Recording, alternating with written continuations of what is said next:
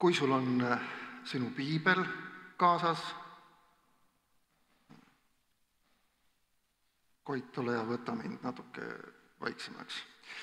Kui sul on piibel kaasas füüsilisel kujul või siis nutikal kujul, siis leia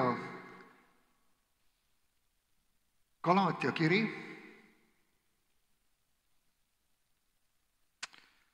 ja 2. peatükist.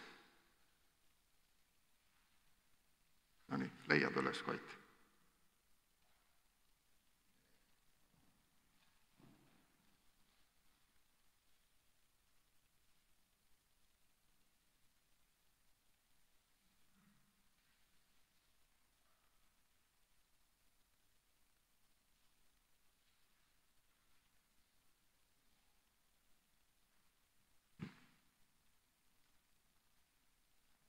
Nii, Galaatia kirja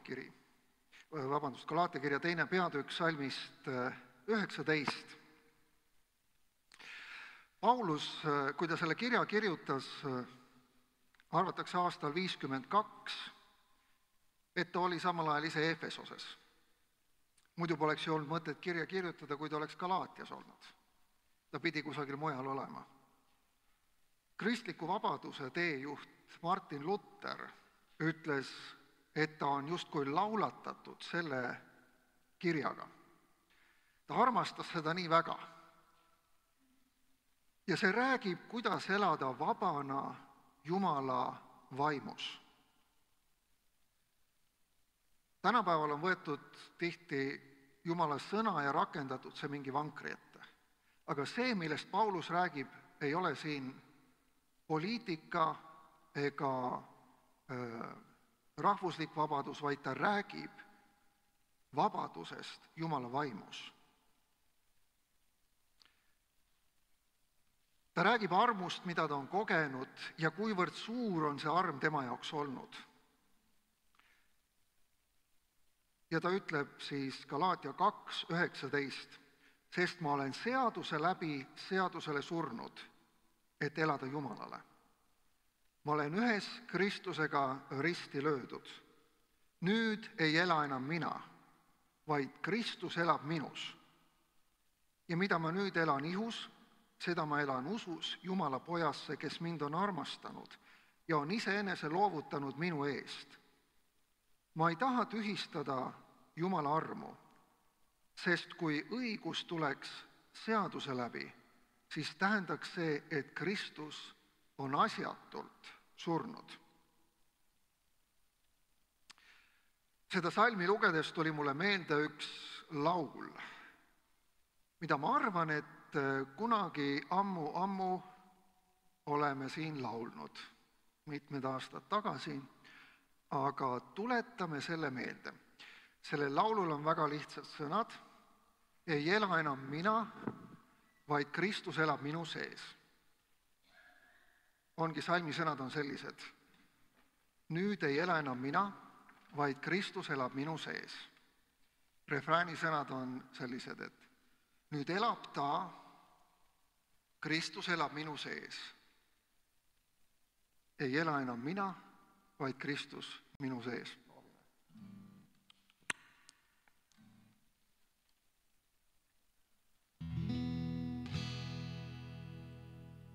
Ei ela enam mina, vaid Kristus elab minu sees. Ei ela enam mina, vaid Kristus minu sees. Ei ela enam mina, vaid Kristus minu sees. Proovime uuesti, jah. Ei ela enam mina, vaid Kristus minu sees. Ei ela enam mina, vaid Kristus minu sees. Refrään. Nüüd elab ta, Kristus elab minu sees. Ei ela enam mina, vaid Kristus minu sees. No nii, on ju lihtne laul, eks ole. Proovime uuesti. 3. Ei ela enam mina, vaid Kristus minu sees. Ei ela enam, vaid Kristus minu sees nüüd elab ta. Kristus elab minu sees, ei ela enam mina, vaid Kristus minu sees, vaid Kristus minu sees, vaid Kristus minu sees. Vaat nii, saate kodus harjutada.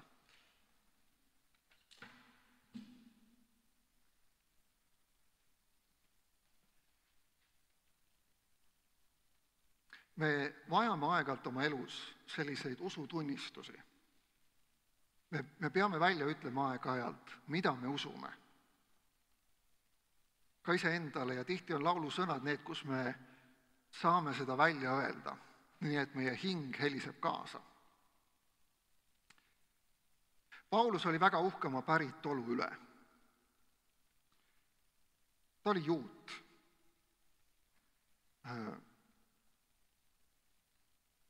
Ilmselt see, kuidas ta elas käsu järgi või järgis käsuseadust, oli nagu selline etalon, eeskuju. Nii et ta võis öelda, et vaadake minu peale, järgige käsuseadust nii, nagu mina järgin. Tehke järgi, proovige järgi. Ja ilmselt oleks võinud ta peaaegu et õigeks mõista ka käsu järgi. Ja ometi Paulus ütleb, et käsk on ta surma mõistnud. Ja on tootnud temas ainult süütunde, et ta ei ole suutnud käsu järgi elada. Ja kui ta kohtub üles tõusnud Jeesusega, siis ta annab alla. Hea küll, ma tunnistan, ma ei suuda käsu järgi elada. Ma ei püüa enam täita kõigi käsunõudeid. Ma ei jaksa enam elada käsule. Ma tahan elada Kristusele.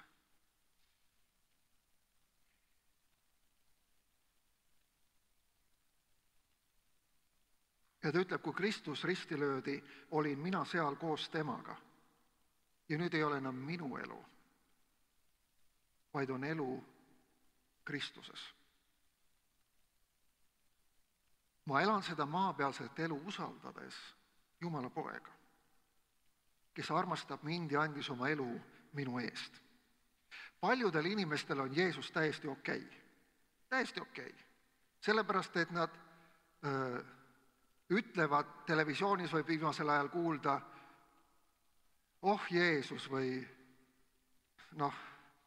issand Jeesus, see on nagu selline, selle ütlemine on täiesti okei.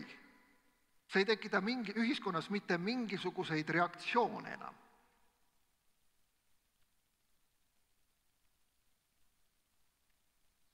Kunagi oli üks selline poplaul, Pet Shop Boys laulis Personal Jesus. Laulusõnad on umbes sellised, et meil igal ühel on meie personaalne või meie isiklik Jeesus, eks ole, põhimõtteliselt Jumal, kelle me oleme teinud oma näo järgi enda sarnaseks. Aga inimestele meeldib Jeesuse õpetus, väga õiged mõtted, väga head mõtted, kuidas ta oma elu elas. Neile meeldivad filmid, mida nad vaatavad võib-olla Jeesuse elust, mida nad on näinud, näiteks neile meeldivad advendiküünlad, inglid, jõulutähed, jõuluõhtu kirikus. Aga kogu asi saab mõtta alles siis, kui me räägime ristist.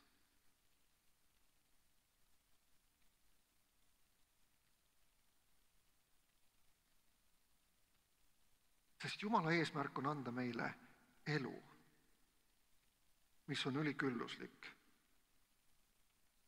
ja vaba ja ometi risti ei taheta. Galaatia 3, 26. Ja sealt mõned salmid edasi loen. See oli see, mis ma ka alguses lugesin. Nüüd te olete kõik usu kaudu Jumala lapsed Kristuses Jeesuses. Sest kõik, kes te olete Kristusesse ristitud, olete Kristusega rõivastatud. Ei ole siin juuti ega kreeklast, ei ole siin orja ega vaba, ei ole siin meest ega naist, sest te kõik olete üks Kristuses, Jeesuses. Kõik tähendab kui palju? Kõik. Kõik, kes me hakkame uskuma Jeesusesse, oleme üks temaga. Oleme temaga ühenduses. Ning kõik, kes me oleme ristitud Kristuse nimesse, meile on pandud selga Kristuse rõivad. Need asjad, mis meid varem lahutasid, ei ole enam vabanduseks, sest Kristus on meid kokku liitnud. Kui meie jaoks varem võis olla oluline sotsiaalse klassi küsimus või rahvusküsimus või positsiooni küsimus või soo küsimus, mees või naine, kui me oleme ristitud Kristuse nimesse, kui meile on pandud selga Kristuse rõivad, siis see ei ole teema, mida arutada, ütleb siin Paulus.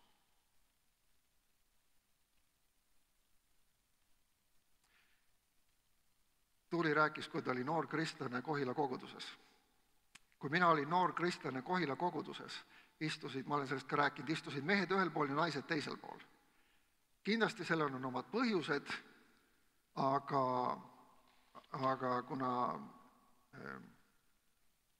kuna mina olin usule tulnud ja me olime talviga abiellunud ja siis meile ausalt öeldes ei läinud korda see, mis arvati. Ja siis me istusime. Kui ma õigesti mäletan, siis mina vist istusin naiste poole. Ja oli neid, kes vaatasid mind pika pilguga, et noormees, kas kõik on korras ikka või?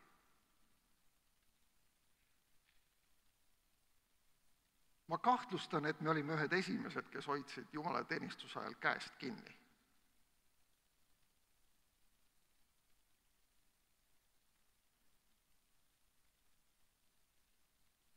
Kui ei olnud Pauluse jaoks see probleem, miks see peaks minu jaoks probleem olema? Me oleme üks Kristuses. Eestlased ei ole tähtsamad kui venelased. Rikkad ei ole tähtsamad kui vaesed. Direktorid ei ole tähtsamad kui koristajad. Mehed ei ole tähtsamad kui naised. Me võime ka vastupidi võtta. Venelased ei ole tähtsamad kui eestlased.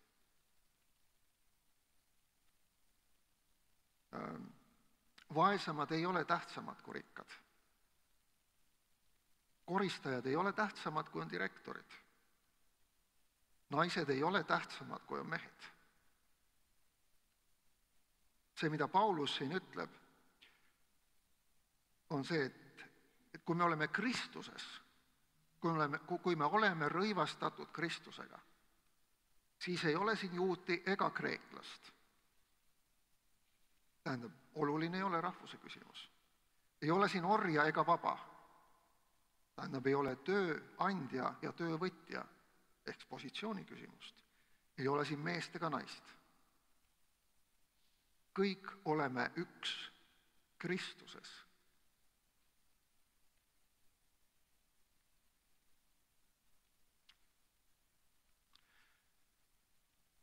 See, et meil on ees õigus teha Toidupangaga koostööd, see on lihtsalt super asi, sest on inimesed, kellel on puudus. Kui palju on neid tunnistusi, kus need, kellel on kõik olemas, ütlevad, et nad on elust täiesti läbi kukkunud. Ja nad on vaesed hoopis teise külje pealt. Ta ei oska endale ette kujutadagi, kui vaesed nad on.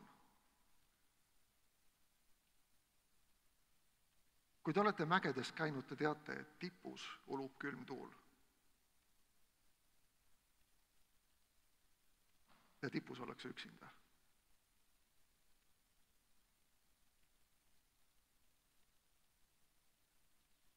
Vaesed ei ole tähtsamad kui rikkad. ainult need vajadused on teistsugused. See vaesus on teistsugune.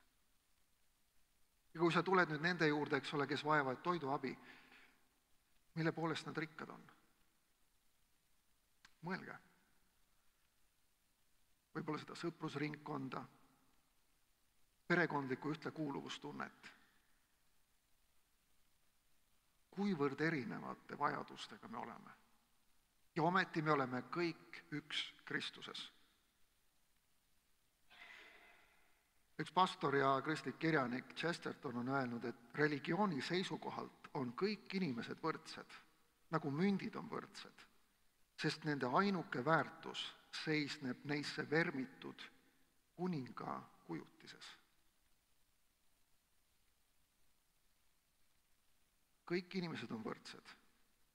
Ainuke väärtus seisneb selles kuninga kujutises, mis sinna münti on vermitud. Sinu ja minu väärtus seisneb kuninga kujutises, mis on meisse vermitud. Me oleme rõivastatud Kristusega.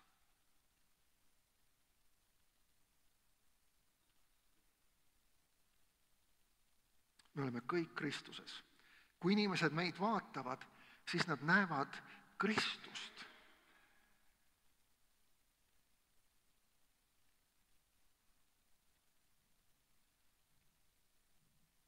Üks peatükk Galaatia kirjas, millest ei saa üle ega ümber, on 5. peatükk.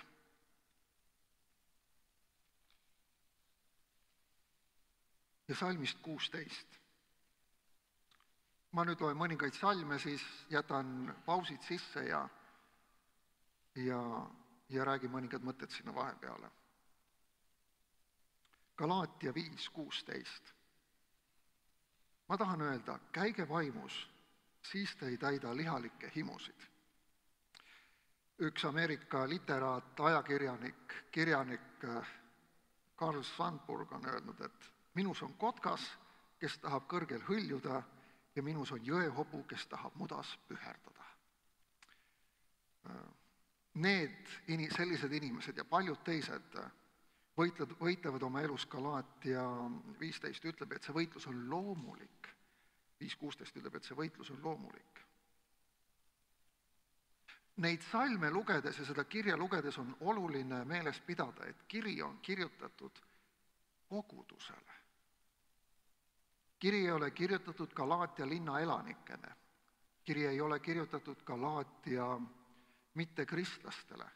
See on kirjutatud Galaatia kristlastele, Galaatia kogudusele. Need on epistlid, koguduse kirjad.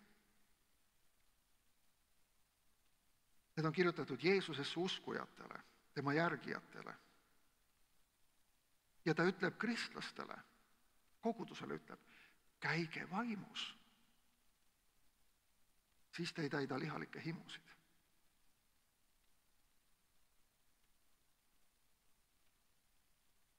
Paulus ütleb, et see on tõsiasi, et on võimalik olla kristlane, on võimalik olla koguduses ja mitte käia vaimus.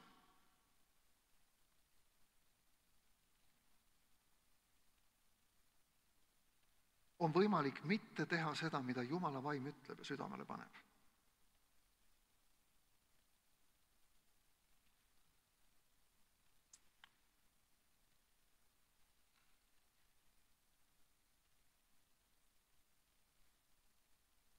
Galaatia 5:17. Sest lihalik loomus himustab vaimu vastu ja vaim liha vastu. Need on teineteise vastased, nii et ei saa teha seda, mida te tahaksite.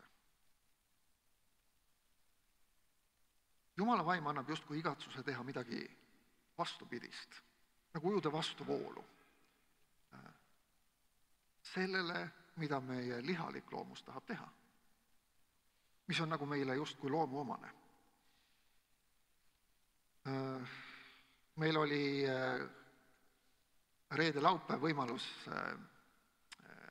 esmakordselt siis pakkuda öömaja ühele noormehele, kes vist ei ole varem meil ööbinudki, eks ole.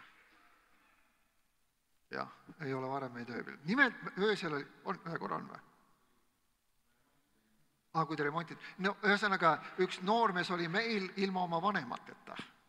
Ma ei pea rääkima, et see noormees oli alaealine ja siis ta oli jäetud oma vanavanemate hoole alla. Meil oli väga tore aeg. Aga ma avastasin nagu jälle järjekordselt, et mis on kõige kuumem koht meie kodus. See on minu kabinet. Kabinetis on mul raamatud, palju raamatuid ja seal on mul ka klaver. Ma ei ole veel selgusele jõudnud, mida sellest võiks järeldada, et kas temast võiks tulla kirjanik või teoloog või temast võiks tulla muusik. See on nagu lahtine veel, sellepärast et teda huvitavad ühtviisi mõlemad. Nii klaver minu toas kui raamatud. Raamatud mul on ilusti klaasist uste taga. Neid saab silmitseda niimoodi turvalisest kaugusest. Ja nendega ei ole muret. Aga mul on ka paar lahtist riiulit. Ja ma ei mäleta enam, aga kui mina olin laps, siis ühel hetkel see, mida ma mäletan, oli see, et mulle ikkagi meeldis mängida mänguasjadega. Samuelile ka meeldib mängida mänguasjadega üldiselt. Aga kui ta minu tuppa satub, siis talle millegipärast meeldib just see lahtine riiul. Ja kõik see, mis seal sees on, ta tahaks selle kõik välja tõmmata.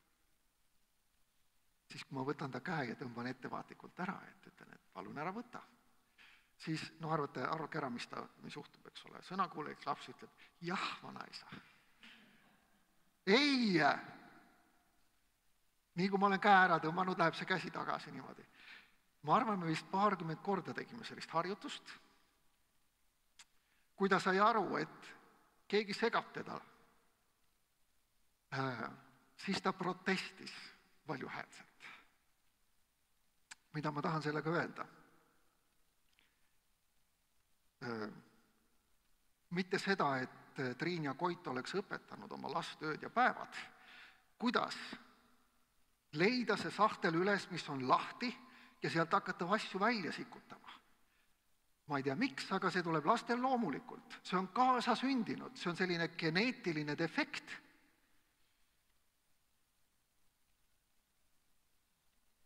Miks on see nii keeruline, et me oma lapsi maast madalast peame õpetama sellele, et kõik, mida sa näed, ei ole sinu jaoks, vaid osad asjad on jagamiseks. Me peame õpetama seda, et anna emmele, anna issile, anna kogudusele. Ei seda me vist, ilus on, kui me õpetame ka lapsele, sulle madalast peast. Kuidas? Meil on koer ka, et anna nüüd Uudole ka. Me peame õpetama lahkust, me peame õpetama heldust ja ma garanteerin, perekonnanimi ei aita. Ikka on vaja õpetada.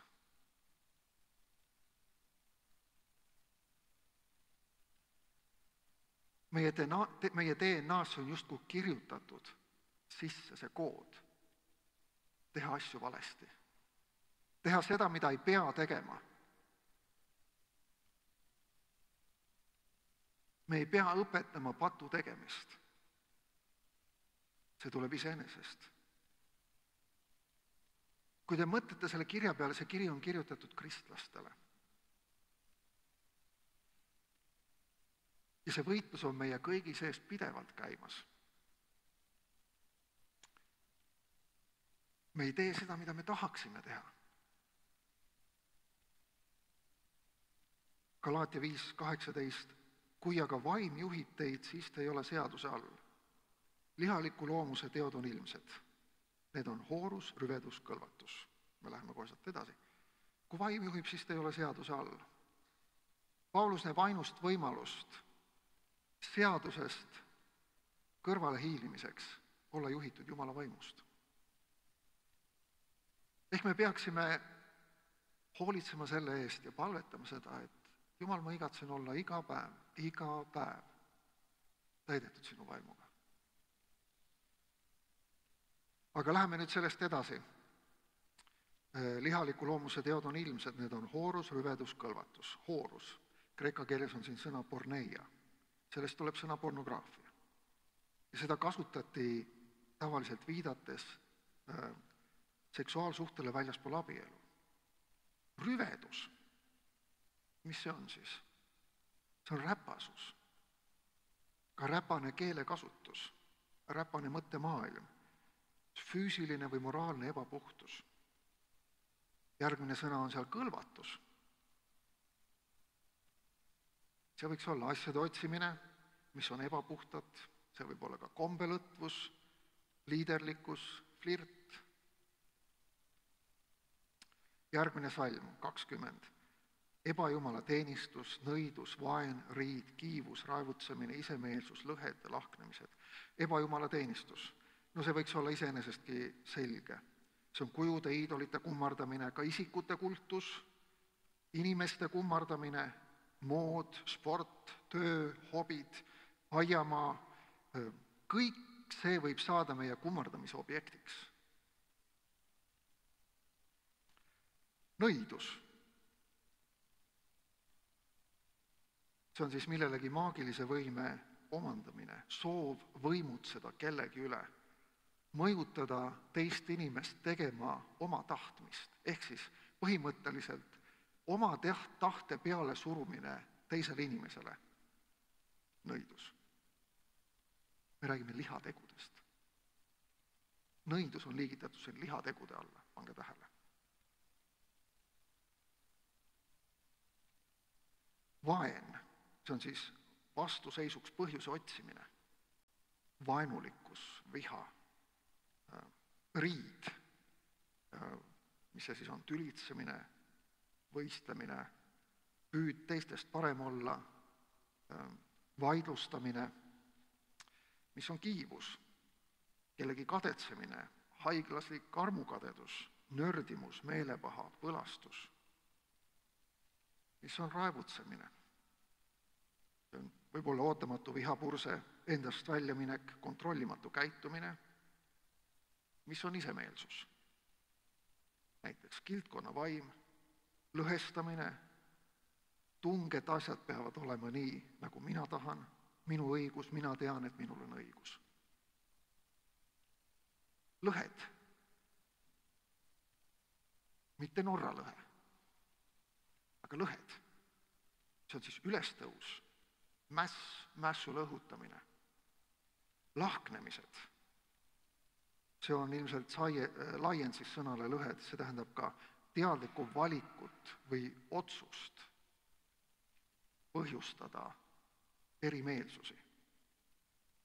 Salm 21, kadetsemine, purjutamised, prassimised ja muu sarnane, mille eest ma teid hoiatan, nagu ka varemgi olen hoiatanud, et need, kes midagi niisugust teevad, ei päri Jumala riiki. Kadetsemine siis on võimalustele vaatamata mitte andmine, koonerdamine, purjutamine.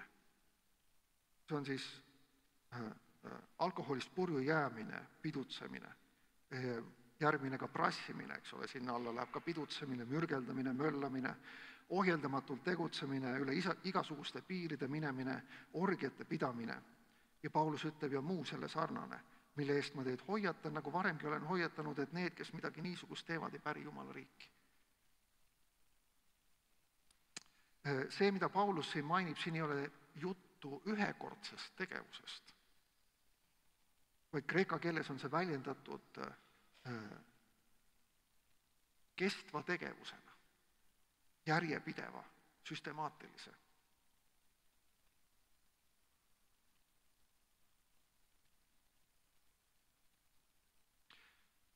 Ja tuletame meelde, see kiri on kirjutatud kogudusele, kristlastele.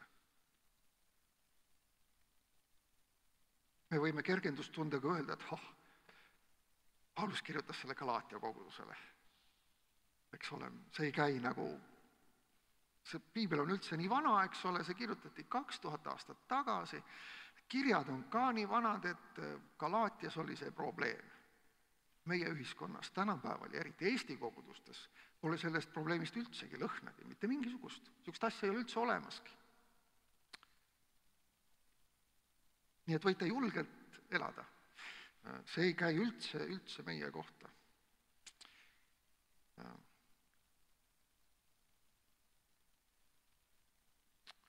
Kas me oleme Jumalas leidnud selle, mis on nii hea, nii külgetõmbav, mis hoiab meid eemal lihategudest? Paulus ütleb, et iseenesest see ei ole ju võimalik.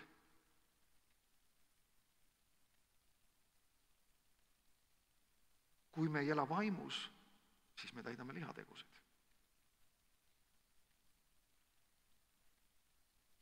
Kõige selle lihategude vastukaaluks Paulus kirjutab sellest, mida toob meis esile Jumala vaim.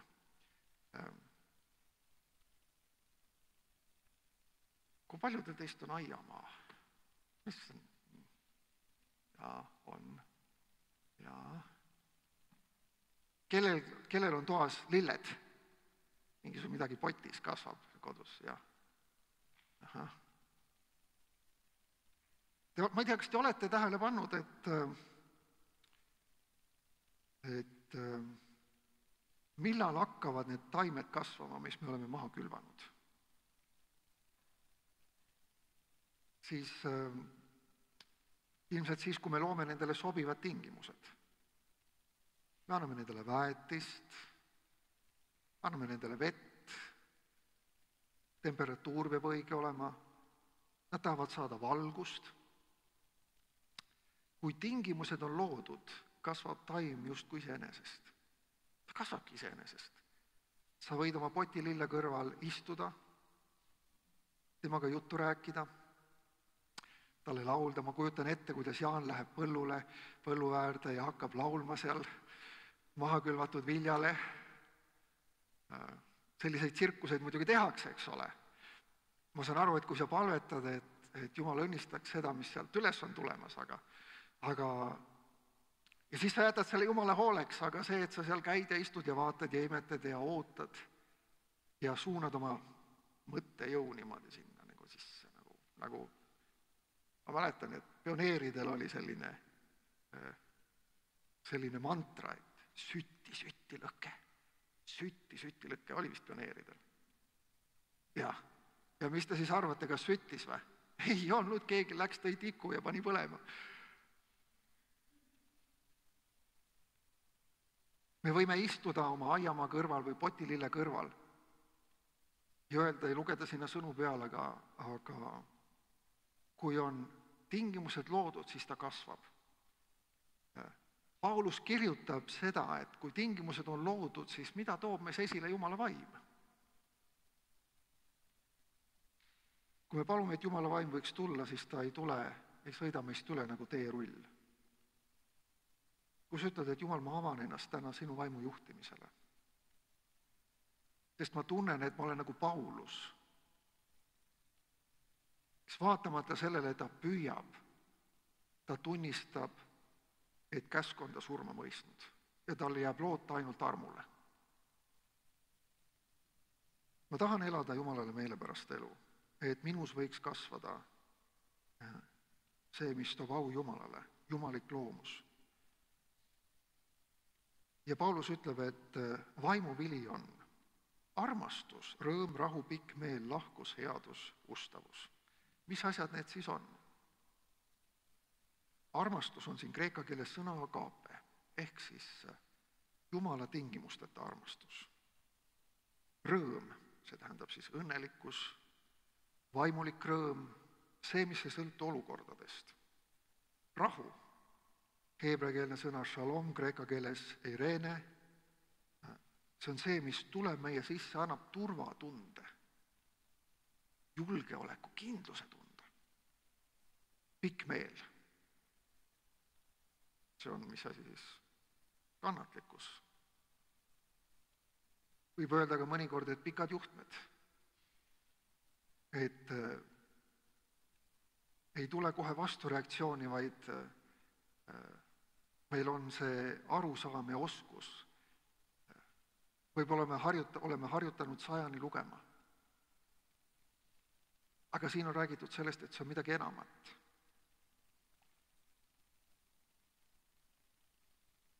Lahkus, sa annad rohkem, kui inimesed ootavad. Suuremeelsus, headus. Sa oled hea nende vastu, kes seda ei ole ära teeninud. Headus, heldus. Ustavus, see on usaldusväärsus. See tähendab ka kedagi, kelle peale võib loota, kindel olla. Järgmine salm 23. Tasadus, enesevalitsus. Millegi niisuguse vastu ei ole seadus. Tasadus on siis mahedus, leebus, pehmus, hellus. Enesevalitsus. See on võit elu füüsilise poole üle. See on see pikk vastureaktsiooni aeg. See on mõõdukus, tagasihoidlikkus, millegi niisuguse vastu ei ole seadus. Ja Jeesuse Kristuse omad on lihaliku loomuse risti löönud koos kirgede ja himudega. Iga kord, kui ma seda loen, ma mõtlen, kui pikk tee on minna veel. Kui palju on asju, mis ärritavad.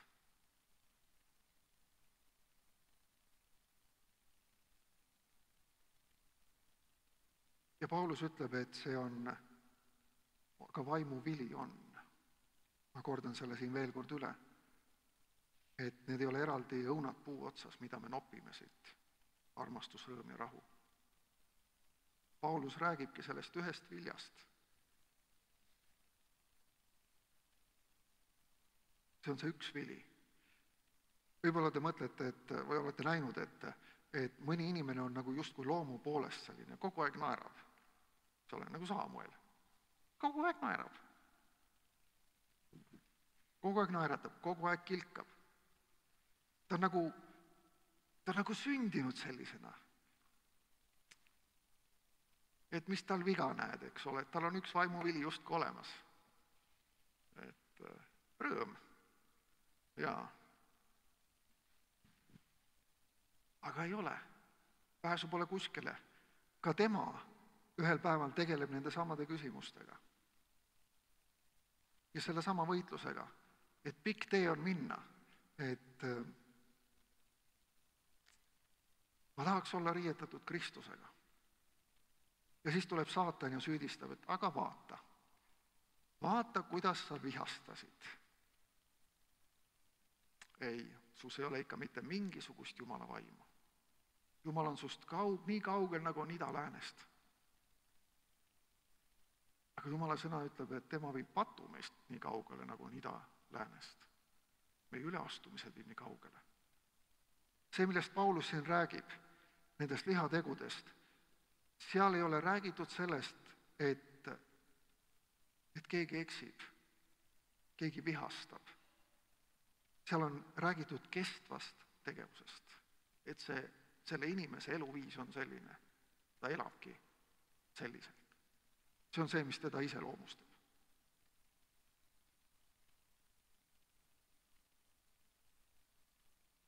Kui me pattu teeme,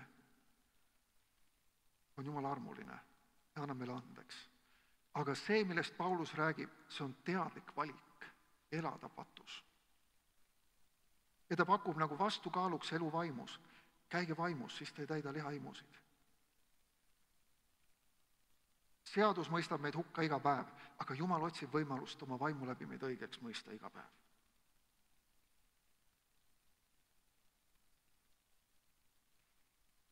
Kui me elame vaimus, siis käigem ka vaimus. Ärgem olgem auahned, üksteise ärritajad, üksteise kadestajad.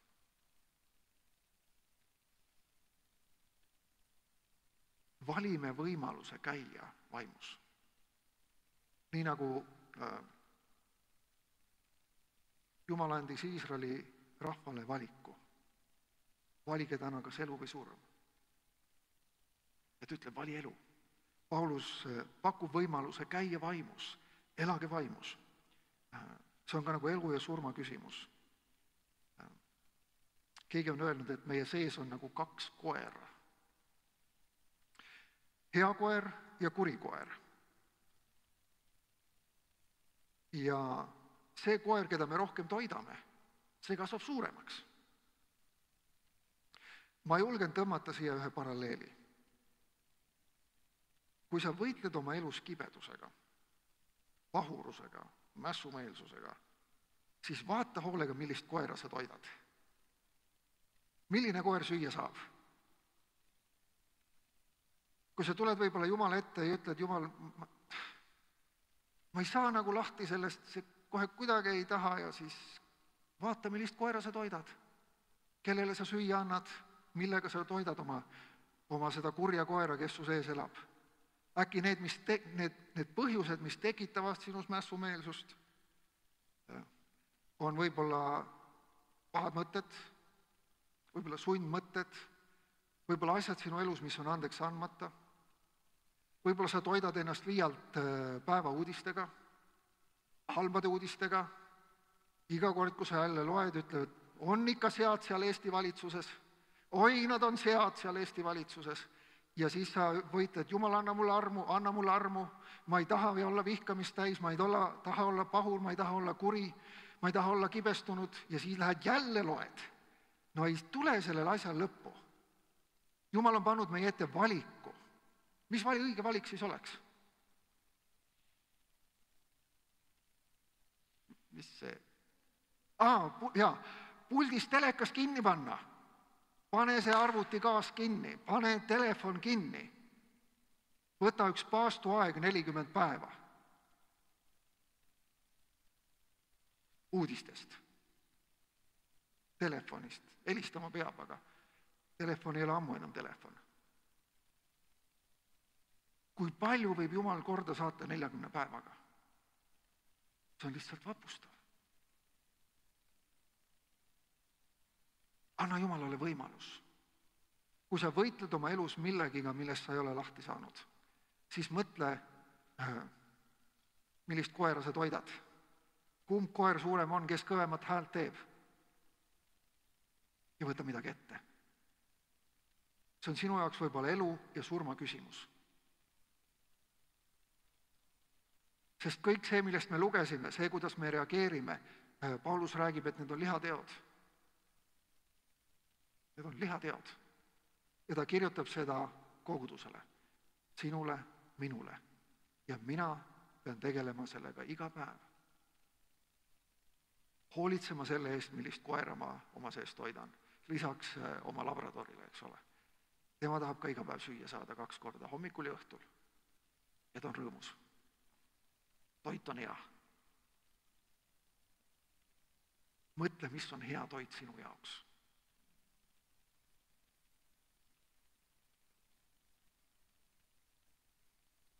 Jumal sind väga õnnistagu. Tõuseme ja palvetame.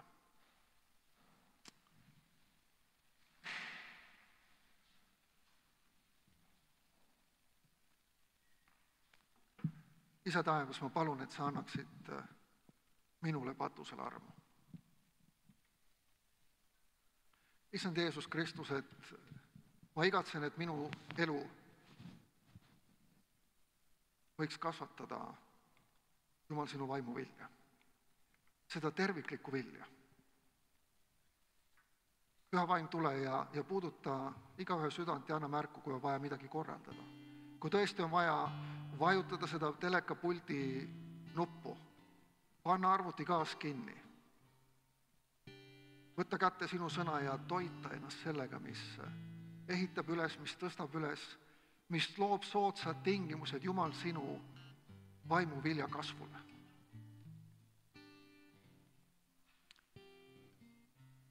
Isa taevas, ma palun, et meie igaühe elus me võiksime näha, issand, seda, et see seeme, mis on külvatud sinu sõna lugedes, palves olles, jumalateenistustel, palvetundides käies, issand kallis, et see ei oleks nagu seal põlluserval laulmine ja ootamine, tühja ootamine, vaid issand, et see oleks sinu kätte usaldatud ja isa, ma palun, et sa annaksid meile tarkust, mis on meie osa teha. Issand, sest me igatseme käia vaimus. Issand, anna andeks, kui me tihti eksime oma kõnes, oma sõnas, oma tegudega. Issand, ja me tunnistame, et me ei taha elada patu elu. Issand, sest me oleme kõik ristitud sinusse. Me oleme kõik rõivastatud sinuga. Issand, ja me igatseme, et meie Viljandi kogudusena, issand, võiksime tulla sinu ette selle teadmisega, et ka meie oleme kõik teinud, mis meie võimuses. Issand, me saame toetuda ainult armule. Issand, nii nagu Paulus lõpuks sai toetuda ainult armule, kui ta oli kõik teinud, mida käsk nõudis. Issand, ja me täname sind, et sa tahad olla jätkuvalt meie keskel, kui me tuleme, issand, sinu laua äärde.